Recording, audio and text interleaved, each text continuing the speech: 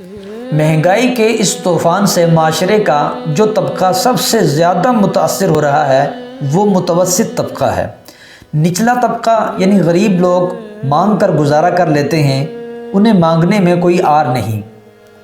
اور جو upper class ہے اسے مہنگائی سے کوئی سروکار نہیں کہ اس کے پاس پہلے سے ہی اتنا کچھ جمع ہے کہ وہ اچھا گزارا کر لیتے ہیں۔ یہی متوسط طبقہ